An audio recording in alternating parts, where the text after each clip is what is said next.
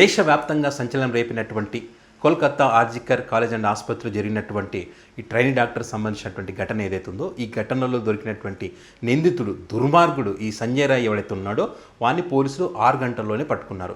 ఎలా పట్టుకున్నారు, వాడు ఎలా దొరికాడని మనం కనుక చూస్తే ఈ ఆగస్టు 9న అంటే ఈ ఘటన జరిగినటువంటి రోజున వాడు ఉదయం 4 గంటలకు ఈ భవనంలోకి ప్రవేశించాడు. అక్కడ ఉన్నటువంటి ట్రైనీ డాక్టర్ పైన అత్యాచారం చేసి 40 నిమిషాల తర్వాత వాడు బయటికి వెళ్ళి వాడి రూమ్లో వాడు హ్యాపీగా పడుకున్నాడు. వాడు తెల్లవారుజామున అంటే కొంచెం టైం కొన్ని గంటల తర్వాత వాడు మళ్ళీ తిరిగి ఇక్కడికి ఘటనా స్థలానికి వచ్చాడు. అప్పటికే అక్కడికి పోలీసులు రావడం, పోలీసులు వాళ్ళ తల్లిదండ్రులకు ఆ డాక్టర్ తల్లిదండ్రులకు ఇన్ఫామ్ చేయడం, మీ కూతురు ఆత్మహత్య చేసుకుందని చెప్పి ఆ తర్వాత ఆ సంఘటన పరిస్థితులను పరిశీలించిన తర్వాత ఇది ఆత్మహత్య కాదని పోలీసులకు కూడా అర్థమైపోయింది.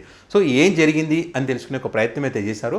అక్కడ ఉన్నటువంటి సీసీ ఫుటేజ్ని మొత్తం గమనించిన తర్వాత వాళ్ళకి అర్థమైంది ఏంటంటే ఈ సీసీ ఫుటేజ్లో ఉదయం 4 గంటలకి ఎవడైతే సంజయ్ రాయ్ అనేటోడు వచ్చాడో వాడు వచ్చేటప్పుడు వాడికి ఉన్నటువంటి హెయిర్ ఫోన్స్ ఏవైతే ఉంటాయో ఆ ఇయర్ ఫోన్స్ వెళ్ళేటప్పుడు లేవు కాబట్టి వచ్చేటప్పుడు ఉండి పోయేటప్పుడు లేవు కాబట్టి వాడే నిందితుడు అనుకోవడానికి అవకాశం లేదు. అయితే ఇక్కడ వాడు ఎక్కడ దొరికిపోయాడంటే ఇక్కడ ఘటనా స్థలంలో వాడి హెయిర్ ఫోన్స్ ఇక్కడ పడిపోయి ఉన్నాయి. సో ఆ ఇయర్ ఫోన్స్ పడిపోవడం అది వాడి మొబైల్కి కనెక్ట్ అయింది. పైగా వీడు ప్రశాంతంగా పడుకొని తెల్లవారుజామున వాడి ఆధారాలు ఉండకుండా బట్టలన్నీ ఉతికి మళ్ళీ ఈ ఘటనా స్థలానికి వచ్చి అందరితో పాటు వాడు బాధపడుతూ అయ్యో పాపం అని బాధపడుతూ అక్కడ ఉన్నటువంటి పరిస్థితుల్లో పోలీసులు మరి ఇది ఎవరికి ఏ ఫోన్కి బ్లూటూత్ లింక్ అయి ఉందని చెప్పి చూసినటువంటి క్రమంలో ఇది వీడి ఫోన్కి లింక్ అయింది. సో వాడిని అలా పట్టుకున్నారనమాట.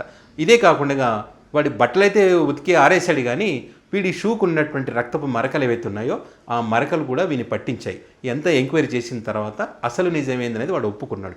నేనే చేశాను అని చెప్పి తెల్లవారుజామున 4 గంటలకు వచ్చి ఆ 40 నిమిషాల కాలంలో ఇదంతా జరిగిందని చెప్పి వాడు పోలీసుల ముందు ఒప్పుకున్న దుర్మార్గుడు మరి నేనే చేశాను, ఏం చేస్తారు, ఉరిశిక్ష వేస్తారు, అంతకన్నా ఏం చేస్తారని చెప్పి అంత నిర్లక్ష్యంగా మాట్లాడుతున్నాడు అని అంటే ఇంకా అర్థం చేసుకోండి వాడు ఎంత సైకో మెంటాలిటీ అనాలి చెప్పాను వాడిని. ఈ అఘాయిత్యానికి పాల్పడింది నేను ఒక్కడే వాడు చెప్తున్నప్పటికీ మరి పోస్ట్ మార్టం రిపోర్ట్ ప్రకారం చూస్తే కనుక ఇది వీడు ఒక్కడి వల్లే కాదు ఇంకా వేరే ఎవరైనా ఉండి ఉంటారో అనేటువంటి అనుమానాలు అయితే ఉన్నాయి.